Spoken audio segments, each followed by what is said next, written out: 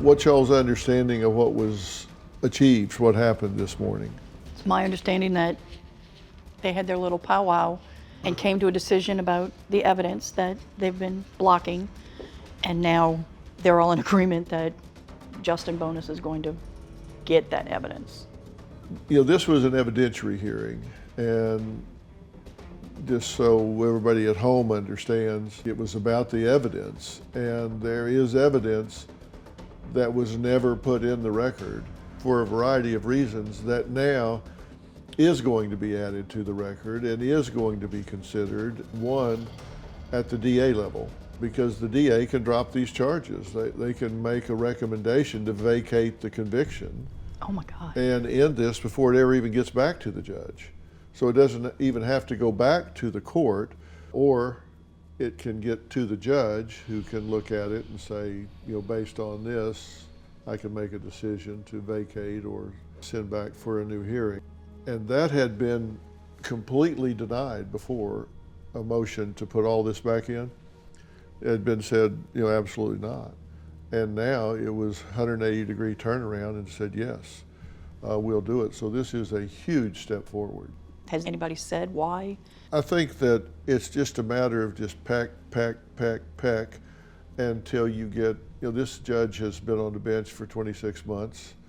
It's a new judge. This is a DA that did not try the case, and it's just new eyes. It doesn't mean that he's going to be turned loose, but it at least needs to be heard. The judge, when I read his record, he's worked both sides of the law. And I told the attorney, Justin, I said, I feel better about it. He's not just been part of the district attorney's office his whole career. So maybe this means that he'll be a little bit more lenient. As I've said, the court, and certainly the prosecutor, their job is to get justice, not a conviction. And I don't care if you've worked on a case for 10 years. If you get in the middle of it and discover something that says, you're barking up the wrong tree, you're after the wrong person here, it's their job to say, stop. We're wrong. We need to stop doing this. That did not happen here. No, it did not happen. But we know they make mistakes. I mean, there have been, you know, hundreds of exonerations of people on death row that were going to be killed. Oh, yeah. Right. And I work on them all the time, and it does happen. It does turn around. And today was a big positive step. I'm not trying to get false hope here. It means things that should have been considered at the original trial are going to now be considered. Well, too, the fact that they're just listening. Right. They haven't listened, and now they're listening. Right. And he seems that he's got an ear. He will listen to what's going on. Yeah, and he made quite a show of saying Right.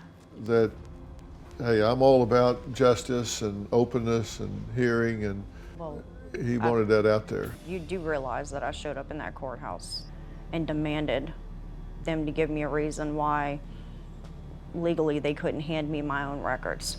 I said, do you need a birth certificate, driver's license, social security card? You tell me what you need, but I want you to give me the statute. Read me the statute that states that you can't give me my own personal medical records. They said, go to Children's Hospital, and I said, I don't want what's from Children's Hospital. I want what's on the evidence receipt. And then when I found out it was only 3 things, I called my mom in shock. Like, they did this, and to this extent of time that he's punished for on 3 pieces of evidence, that's it? Like, I didn't know that before. You got to do what you got to do. I started questioning things, and they didn't like it. Yeah, and they need to be questioned, and that's how we're going to get where we're going. Do you have a story or a question for me? Click the link in the description and tell me what in the world is going on.